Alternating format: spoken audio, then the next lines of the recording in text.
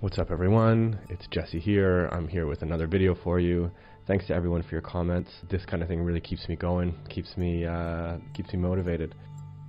So, are you in an addiction or are you in a relationship? So Collins Dictionary defines a romantic relationship as this. A romantic relationship is defined as mutual, ongoing, and voluntary interactions between two partners that is characterized by specific expressions of affection and intimacy. So, were you in a relationship? Absolutely, of course you were. How about an addiction? Medical News Today defines an addiction as this. An addiction is an inability to stop using a substance or engaging in a behavior even though it is causing psychological and physical harm to the user. Sound familiar? In your relationship, is physical or psychological harm being done? Are you unable to stop certain actions like going back, forgiving them, giving them another chance, begging, doing whatever it takes to go back to your addiction? See, I can already hear you. You're giving these yes but statements. Yes, but sometimes they were nice. Yes, but it wasn't like this for a long time and then all of a sudden it changed. Yes, but I was fooled. Now, these are all true statements actually. It doesn't change the fact that it was an addiction. The thing is, once we're addicted, the truth is that it doesn't really matter why we started. The thing about an addiction is that, yeah, you can look at alcohol and be like, man, that destroyed my life. But actually, I took the alcohol, I picked it up and I put it in my mouth. Or that heroin ruined me, but I still put it in the needle and put the needle into my arm. When we're afraid to see this as an addiction, it's because we're afraid to take responsibility for our half, which is understandable. We were abused, we're feeling like no one is validating us. So it makes sense. It totally makes sense that we would avoid this. And also, we're in an addiction, and all addicts are liars. So, does it matter why you started the addiction? It can matter in terms of unprocessed pain, right? Like running away from that pain might be a huge part of the addiction. In our cases as codependents, our home environment probably lacked some form of authentic love, where we earned love through actions or through inactions. Sometimes we were in highly abusive homes. For me, it was never expressing anger. Like I was never allowed to express anger. I was very forgiving. I took responsibility for actions and outcomes that weren't mine to take responsibility for.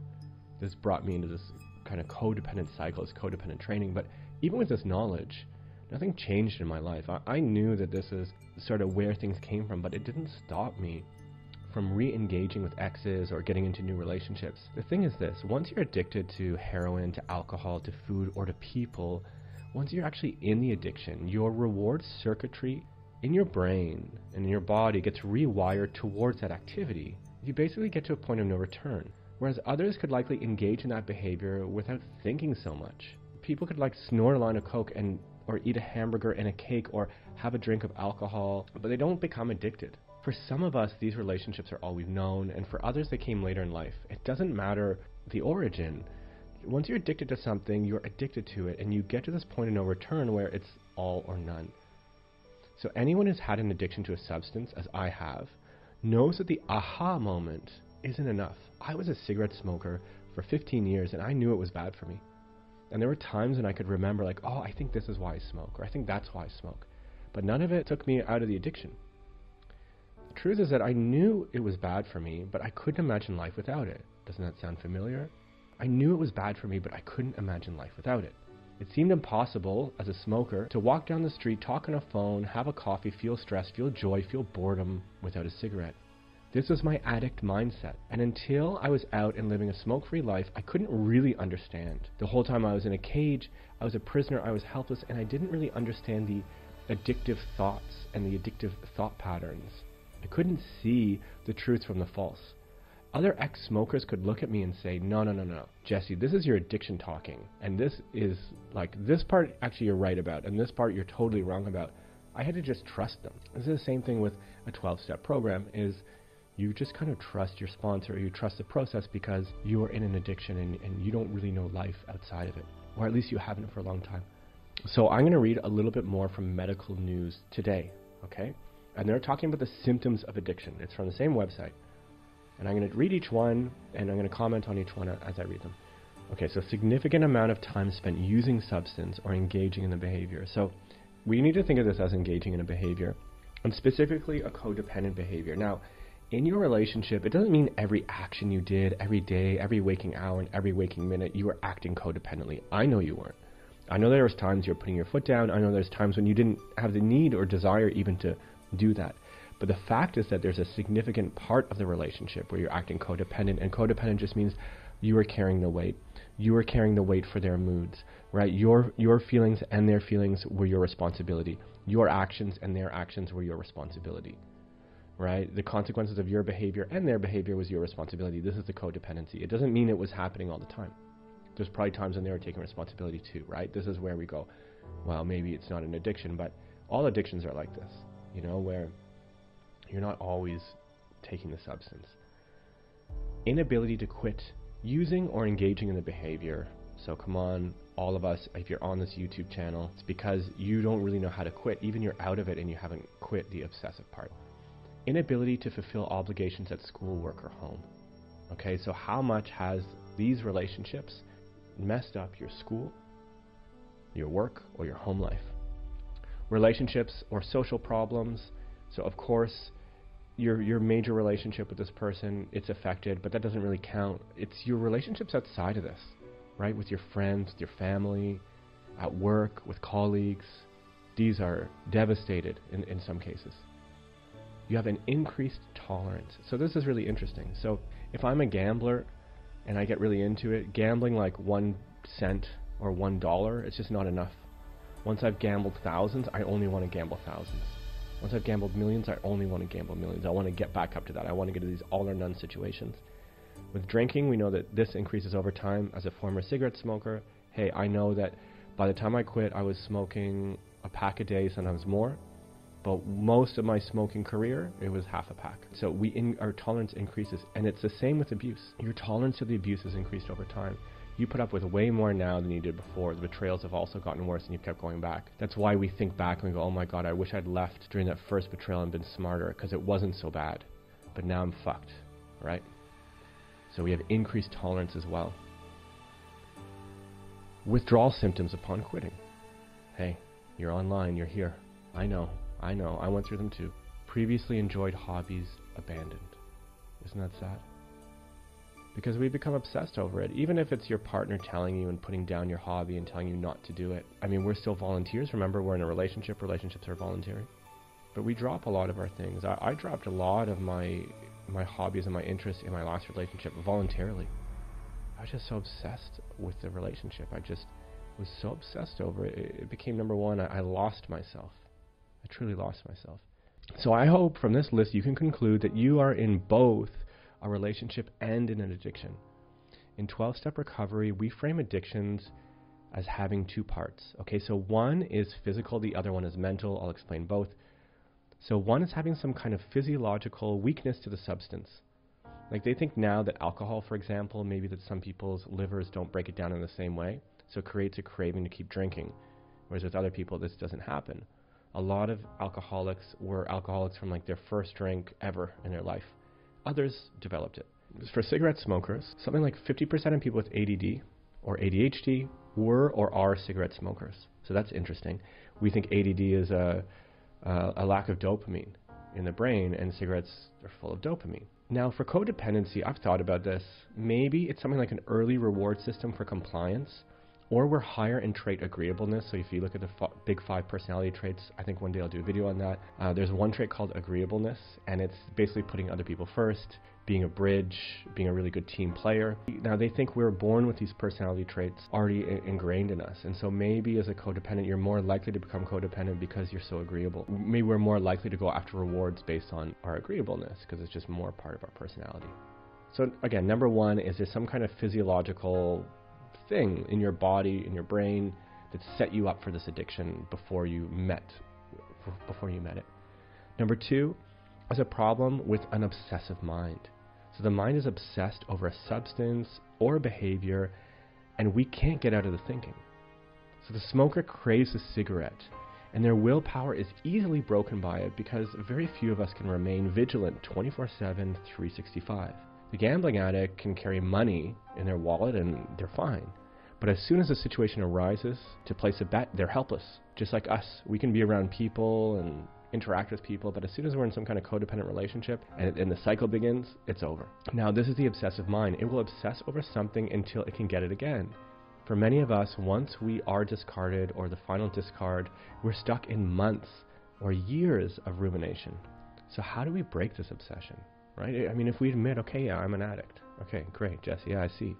It was a relationship and it was an addiction. Okay, cool. What do I do about the addiction from? So in my fellowship, we look at 3 major negative emotions that drive us, that keep us in this addiction: fear, resentment, and self-pity. Fear, resentment, and self-pity. So we focus on tools to process these emotions and to refocus on a higher purpose. By finding a way to process these emotions, we don't have to take an addiction to mask it. Okay, so let me say that again. We're running away all the time from our fears, our resentment, our self-pity.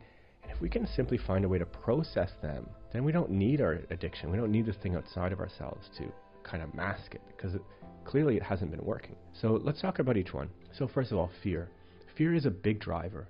Fear of not being with your partner anymore, fear of not finding someone better, fear of being alone, fear of them finding someone better than you, fear of someone curing their mental illness and having a wonderful relationship with them, fear of not being good enough, fear of being seen for who you really are and then being rejected, fear of being found out, fear of being broke, fear of fear. Now, fear is a future-based emotion, right? Fear of the future or what could happen. When you're in a relationship and you're trapped in anxiety and worry, when you're in that abusive relationship, the huge part that's driving you when you're feeling that anxiety is fear, right? You're trying to get ahead of whatever the next abusive thing is going to be. Then we have resentment. So resentment comes from the French word ressentir, and re is an intensive prefix, and sentir is to feel. In our program, we look at it as any time we're re-feeling, rethinking, or reliving something from the past. When you're replaying the argument, that put down, that one thing you could have done better.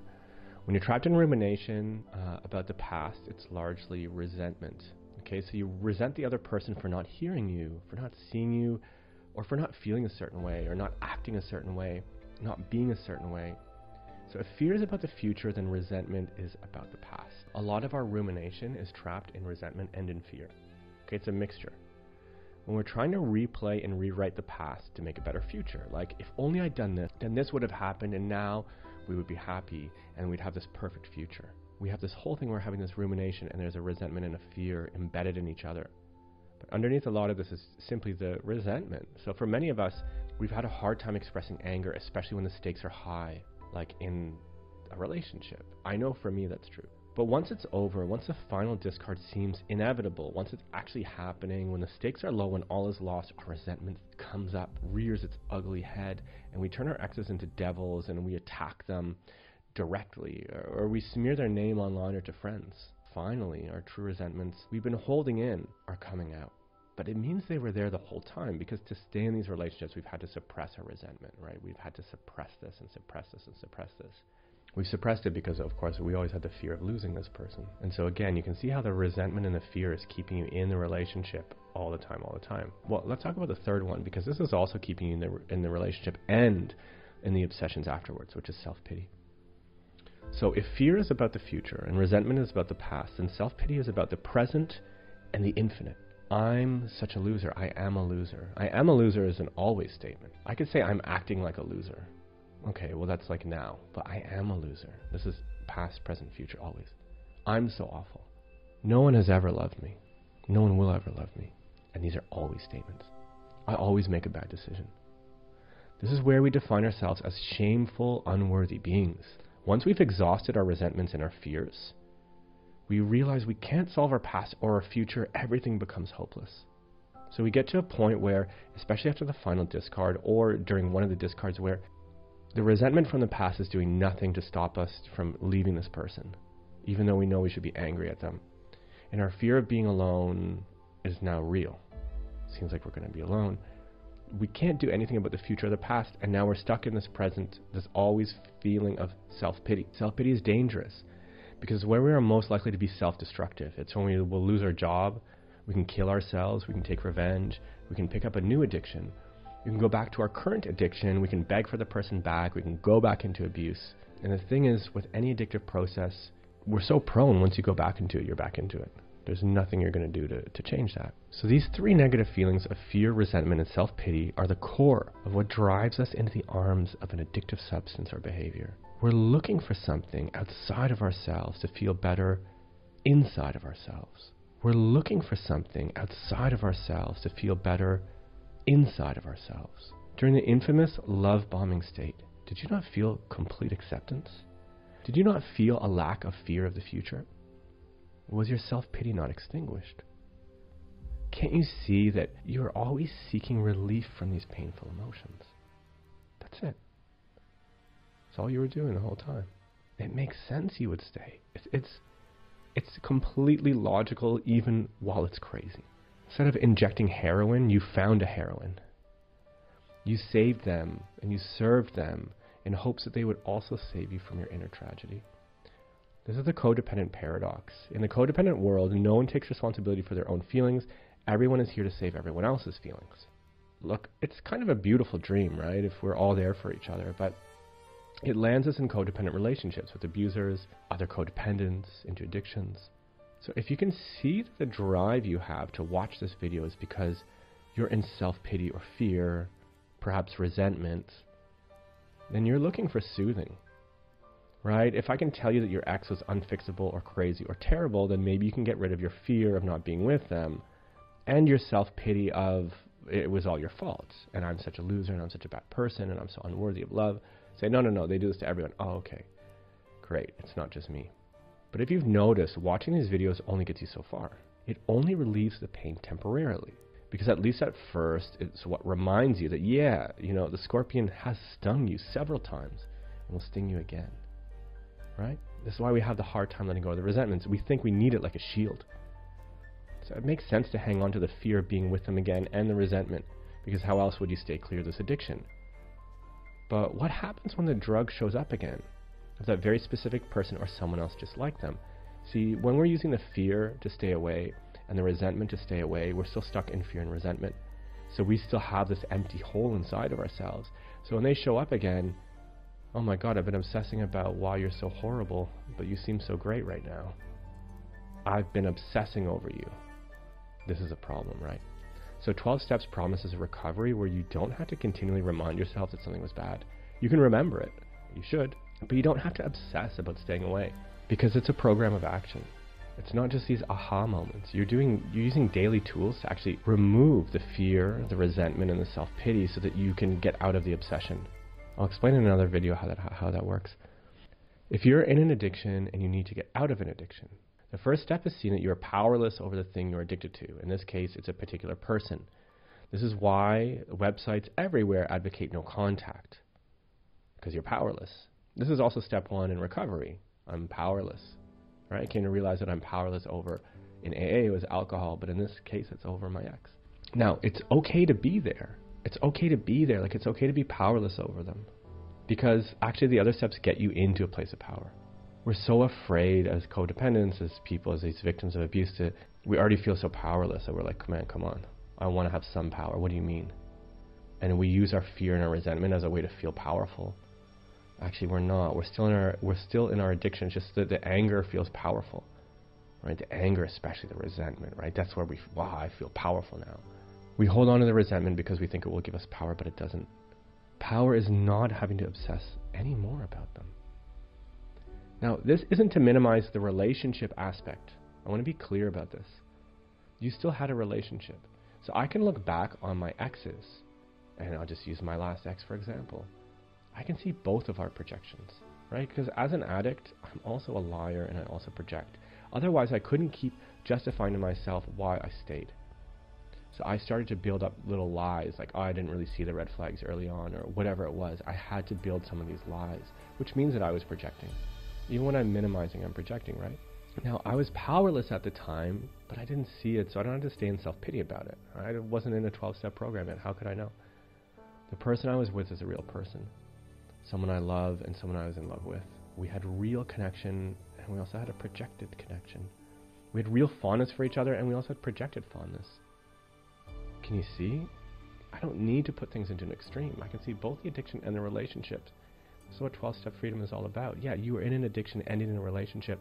You can still have the memories of the relationship. without the addiction.